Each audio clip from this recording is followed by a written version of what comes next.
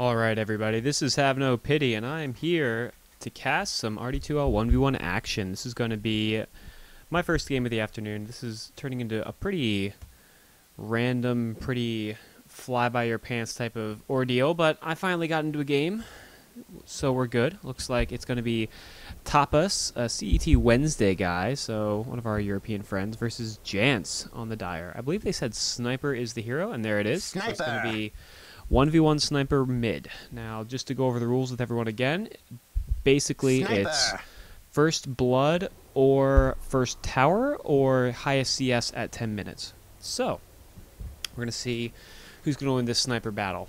Looks like we have a quick pause.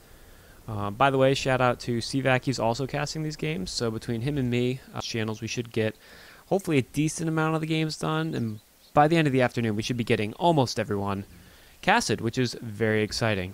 Let me double check all my volumes. It looks like I'm getting my mic through. Looks like everything's good. I've had problems in the past with volume issues. Windows just does a terrible job with balancing stuff.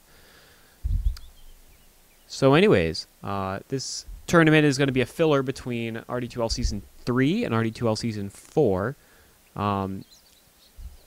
There's a lot of side betting going on, actually. A lot of people throwing in their own rares for this tournament. I think it's winner take all at this point, so someone is going to be a happy camper.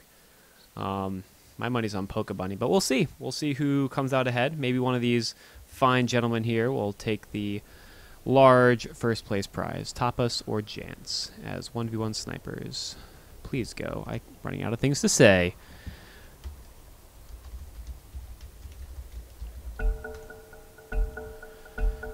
All right, and I should enable my in-game audio as well. So, real quick, sorry everyone, open mic, gotta enable that shit. All right, we are open mic, we are good to go. All right, Sniper versus Sniper, what is gonna go? We're gonna see 1v1s. I don't play that many mid 1v1s, so I do not have the best insight into them, but I assume that you want really high damage because you're gonna need lots of last hits. And we see both of them. This guy opting for the Blaze of Attack first, which gives you, what is it, +9 damage. This guy, meanwhile, going with some stat items, going the more traditional Wraith Band style build. This would be normal in a standard game. We'll see about this game. He picks up his regen. He actually has a pot over this guy, so a little bit more regen coming out of Tapas, or Tapas. I don't know what you want me to call you, the Spanish version or the American version. We're going to go with the Spanish version because he is CET. 30 seconds to go. Central European time. Wednesday. Meanwhile, we have Jance over here. Not tagged up. Who knows where he's from? Maybe an American. We're going to assume he's American because of that awesome hat. Like that is cowboy material right there. That is an American sniper. Alright, so the American, probably from Texas, probably owns 50 weapons in his house right now. And here we go. Bullets everywhere, different calibers. Look at this. He's got some hollow points there. He's got some armor piercing up here. This guy is ready to go. Jance walking out mid, creep blocking. We see a good creep block for him. Good creep block from Tapas as well. Marching out to the mid lane. And let the games begin. I'll keep up last hits the whole time, guys, because that is the third delimitator between these two players. Over first blood and first tower. So neither of these are tower pushing heroes. We see right now 1-on-1 CS. Good deny there. The other thing with mid battles is levels are very important. You really, really, really want to keep your levels going really well because, especially in the Pudge War style battles, whoever gets those higher levels of hook and rot first win. And whoever gets sniped first is going to be in really good shape. Epic battle going on here mid. Look at the camera work of this caster. The easiest camera work of my life. Snipers sitting on hills shooting at creeps. We see a 4-3. We see 3 denies for our Radiant Tapas. He's doing quite well. There's a deny, but it's 5-3 now. A little ahead in the last hits, and the creep lines even out right now. So it's going to be 3-2 to 5-3. A slight lead for Tapas right now. Eats that tree. You eat that tree. And I don't know what else to say about this matchup. These guys are just kind of last hitting away. Hope, you know, Right now, I think one of them is trying to get an item. If this guy can get his phase boost up, he can be a little more aggressive. We see the skill build. We see 2 in headshot, 1 in take aim. Both heroes doing the exact same skill build. I think this is fine. You want the extra damage from headshot for the last hits and for the harass. And actually, right now, Tapas is in a great position shooting downhill. So, he's now definitely taking the lead. Up in health for sure. He's still got his pot available. Should have gotten the deny there, but that's okay. And I believe these are best of 3s, all of them. So this is a 1v1 sniper mid, but then I believe after this, I think Tapas picked the hero. I'll have to double check. So 8-6 the CS score right now at 2 minutes and 23 seconds. Jance now gets his second blade of attack delivered, so he's hitting for 45 plus 18, 63 damage. So extra damage coming out of Jance right now. Our American, our hero. He's probably from Russia or something. That's okay, I love my Russian friends. So the uphill misses are going to kill Tapas here. This is a ballsy play. He is lucky that he's not level 6 already. Of course he knows that, but now he can pop his bottle. He gets his Wraith Band out. So this guy going the traditional Wraith Band build. Jance, meanwhile, I assume he's going to try to go for his boots, but maybe not. I mean, you don't need a lot of mobility in 1v1 mid, so you might just skip boots altogether, although I don't know why he'd go 2 blades of attack. Maybe we'll go 3 blades of attack. A little tickle the tower damage there, but of course these towers are going to be very difficult to kill. Unless these 2 players play extremely passively, I expect one of them to die far before a tower starts to go down. Sorry guys, I'm enjoying my morning coffee at 2:30 p.m. Denied! Now we see the man fight. I think counts as not uphill. Oh man, this could be it. He takes one more hit. Oh, I'm surprised Jance didn't go for that.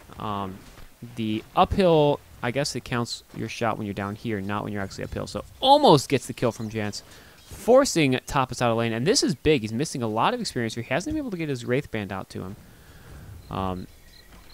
And the first nighttime, this shouldn't have too much of an effect on the game for these 2 heroes. Of course, take aim, you're not going to have quite as much range. Let's take a look at the experience now. We have 199 on level 5 right here, and only 84. So we're going to get a level, the first snipe most likely coming out for Jance over here. And he's got his boots, so he's going to be able to force the issue. He's going to be able to speed uphill, do whatever he needs to do. Not flying out. There's his Wraith Band. Finally flies out. And actually hits a pot, which I think is very necessary. Level 6s are about to get hit here. Actually, Jance very, very close to his level 6. 16-13 for our Dire. So actually, Jance has somehow come back and taken the lead here. I think a few questionable engagement from Tapas really cost him. He fought uphill a few too many times. With Sniper, that's just not a great idea. Picking away. Whichever one of these guys hits level 6 first, I predict they're going to be the winner. And it's going to be Jance. He should force the issue here. He should just sprint uphill. He does have Assassinate. He's thinking about it, not going to make the move yet. Going to wait for the creep wave to push a little bit. We see a Tango eaten by Tapas, so he's going to try to get his health a little higher. Jance actually pots. So are we going to see it? Is this going to be it? Is this going to be the man fight? It is going to be the man fight. Jance moves uphill. One more hit in the Assassinate. He gets the Assassinate. This is going to be it, ladies and gentlemen. And Tapas goes down. That's the game. Well played by both players. Jance able to pull it back. Our cowboy, our American hero right here. Pulling it back for the win. Look at this guy. Chalk it up. And that's going to be it for my first cast game. Jance versus Tapas. And it looks like Jance is going to be the winner.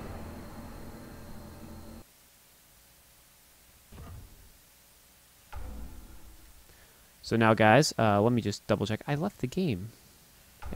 I swear I left the game. Please. I believe it's best of 2. Let's see.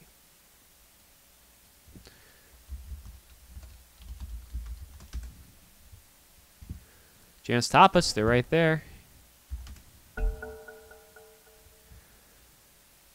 All right, so let's see. Who had first pick last game?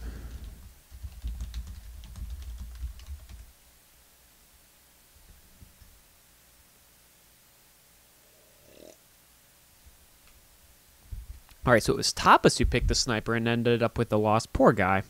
He had the lead for the beginning of the game too.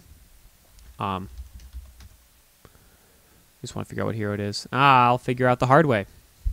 This is going to be matchup number 2 between Tapas and Jance. Our cowboy from the West, our American hero, was able to pull it out for game number 1. Eking out a win over Tapas. And it's just that whoever gets level 6 first, man, it's the sniper battles. What's it going to be this time? We have no hero. Shadow Fiend. All right. I like Shadow Fiend 1v1 mids because you get these really exciting raise initiations. Better get ready. The Necromastery means that it's very dependent upon last hits. And this time we're going to see Tapas go for the Blade Attack over something like the Wraith Band this time. And for the Dire, Jance this time goes to the Basilius. I don't know about this decision. Maybe trying to hurt the last hitting of Tapas. Could be. Could be some next level play here.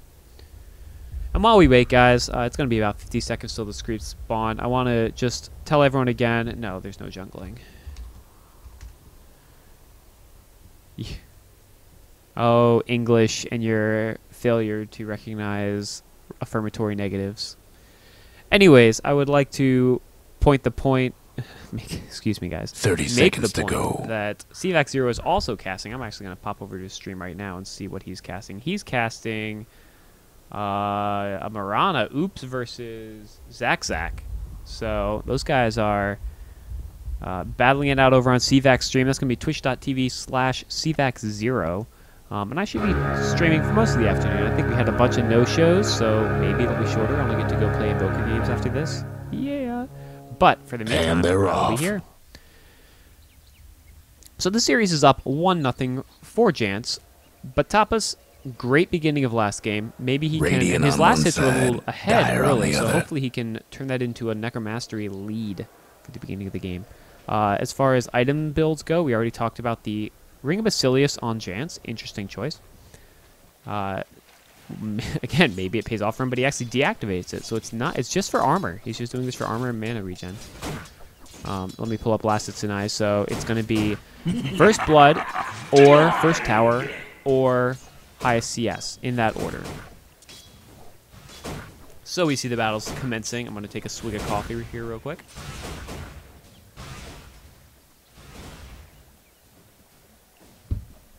All right. And we see a pretty even game so far. Again, Tapas with the very, very slight lead in the beginning, but he's getting his damage up. He's at 41 plus 19, 40 plus 12. So we have about 8 extra damage. Going to use his races to get this. I think this is going to be key in this game. You really want to get these last hits. You need those souls in order to do extra damage. Jance is going to be forced back under his tower, but Raze, again, able to easily farm under the tower. Getting a few kills. 5-1 and 5-2. Dead even on these guys. This is a great matchup right now. We're going to see how these items play out. We see 345 gold and 361 gold. So these guys are actually dead even right now at 1 minute and 30 seconds of this 1v1 battle. And I apologize, everyone. I have a 2-minute delay on my stream because that's the rules for RD2L, and I don't want to break them. But I feel like for 1v1 battles, it doesn't really matter. I might actually take them off for next game because you know where the other guy is. What are you really going to learn? You can click on the heroes. You're not learning anything. So I think I'm going to remove my Twitch delay after this. I'll check with Remorse to make sure that's okay. He'll find out in 2 minutes, actually, because I think he's watching. Plus, that way people can just watch the streams. If your friends are playing, you can watch them. I don't know how many hours it'll take, but hopefully in a few hours we'll be down to the quarterfinals, the semifinals, and then the finals of the RD2L 1v1 Challenge. A lot of items on the line, and a lot of CS for Tapas right now. He's at 11 and 3 CS. Jance only at 6 and 1, and he's fighting uphill this time. If you remember last time, we had a lot of uphill fighting happening for Tapas. This time, much better creep control. Creep control very key in these type of battles, especially with something like a Shadow Theme where you need last hits to get your damage high. So we see 16 souls for Tapas and only 8 for Jance. I said only before I even clicked on him because I knew it was going to be lower, and there you go. Only 8 souls. Actually, I should be able to sum up their heroes killed, or their creeps killed, shouldn't I? What's coming out to Jance right now? He has something on the courier. Is it going to be... It's going to be an Aquila. So he finishes the Aquila. This guy really wants his armor. I'm We see about a 50 HP advantage, which is, I guess, a good thing. The armor advantage is 4 plus 3 and only 3, so he's definitely enjoying that extra armor. Levels are dead even, experience just about even. Tapas has the slight lead, probably due to better denying, honestly. And we see, it looks like Tapas went straight phase boots. He did. I don't know about this. I don't think you need. I don't know. I guess it depends on if you think you want to win early. Phase boots, again, make you able to force the issue. You can sprint up the hill, get up there really quickly, run through the creeps, and make it happen. But with Shadow Fiends, I think getting the attack blades of attack for the boots and then trying to go more damage out of it might even make more sense. He misses the raise on Tapas there, so and he's out of mana. Jance is out of mana. Tapas is at full mana. So this is a big deal right now. The Aquila's on for him. Not that it matters. Trying to slow down or push out the wave, I guess. He needs some mana, man. 20 and 14, 9 and 2 at 4 minutes. We have 6 minutes remaining. Either First Blood or, if they don't get a tower, which they're not going to get, it's going to go to Jance or Tapas, excuse me, at this point. The uphill misses are going to kill him. Nope, he chooses not to go for him. Completely out of mana. If I were Tapas, I'd be holding this and then diving in there. He's got his boots. He could get a kill here if he checks the mana of Jance and realizes he has no races left. And this guy has probably 2. What do these races cost? 75. 2 exactly. Oh man, it's like a solo mid or something. So Tapas doing quite well, commandingly in the lead, but he needs to take advantage of his lead here. Looks like Jance just bought something. Courier's coming out. I will let us be surprised by what it's going to be. Meanwhile, this Shadow Fiend also bringing something out. We have both Couriers bringing out. This next item could determine the game. We only have 5 minutes remaining.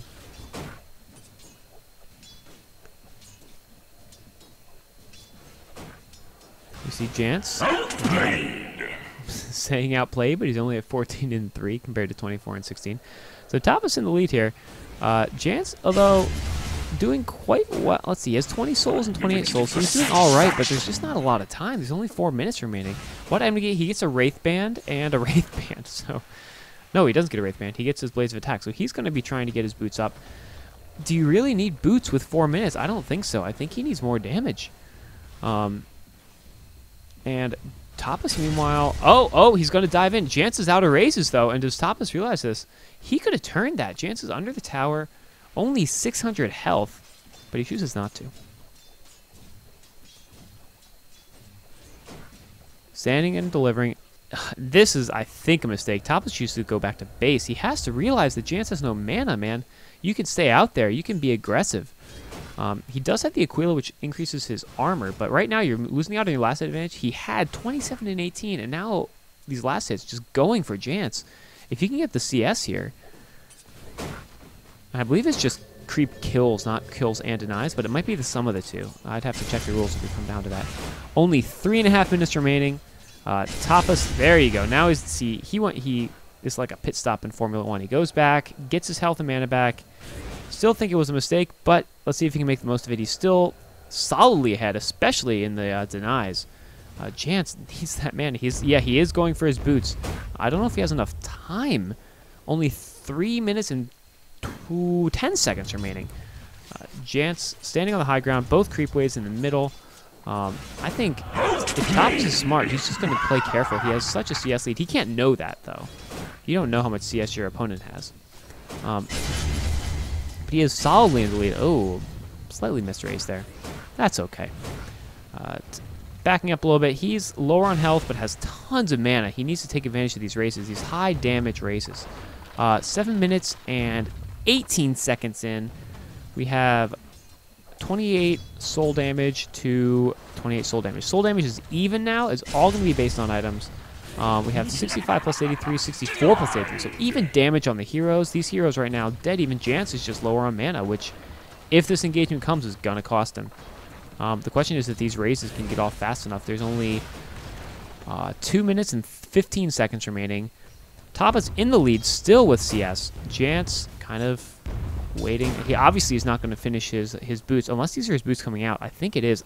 Again, I think this is a mistake. I don't think he should have picked up his boots. He's not really going to get an advantage from the movement speed unless he needs to make something happen, and he doesn't have the mana to make it happen. Movement speed, but he does go in. He's out of mana, and that's going to be it. Tapas takes the lead. Dyer's mid tower's having technical takes the even. So that is going to be it. Tapas able to capitalize on the missing mana from Jance. 2 raises hit, and the massive damage Tapas takes, or brings it even. It's going to be 1-1 going into game 3.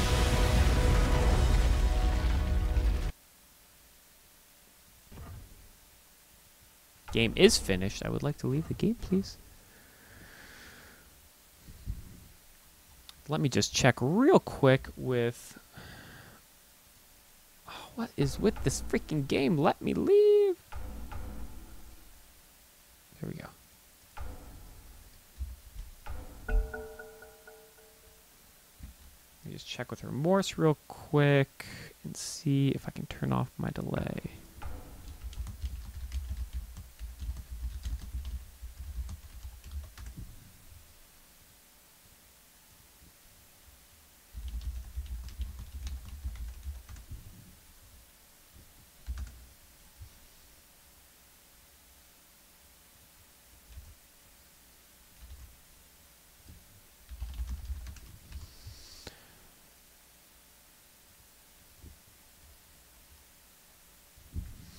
All right, so after this game, everyone, I'm going to take I have to take 2 minutes, actually, and kill my game. CVAC is in this game now. Who is this guy?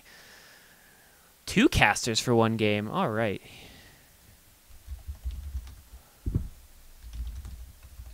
I'm going to...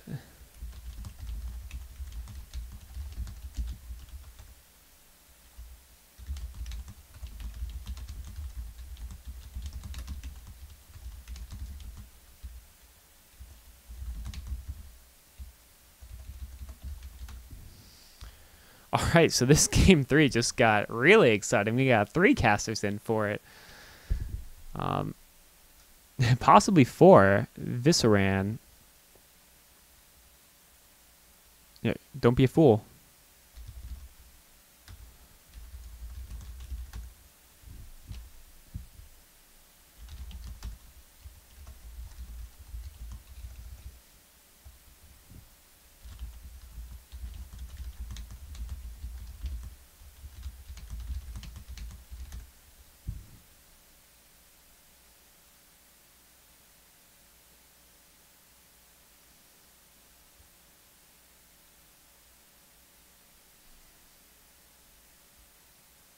All right, so it looks like Ferris is trying to get them.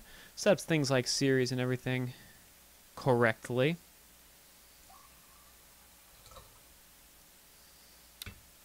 I'm going to pour more coffee. I'll have to heat it up next game.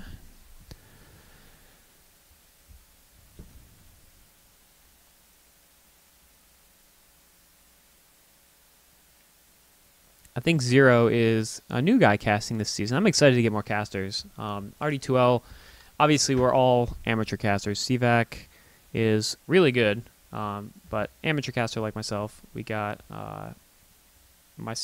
we got Chicago Ted was doing it for a while, but he's actually really good, and I think he's casting more. I assume they're still amateur, but semi-pro games. So really, last season it was mostly CVAC, myself, Unk My Junk, Ferris. Ferris did a lot of the CET games because he's a European, I believe. So, anyways, should be an exciting matchup. Take your pick of people, which is always fun.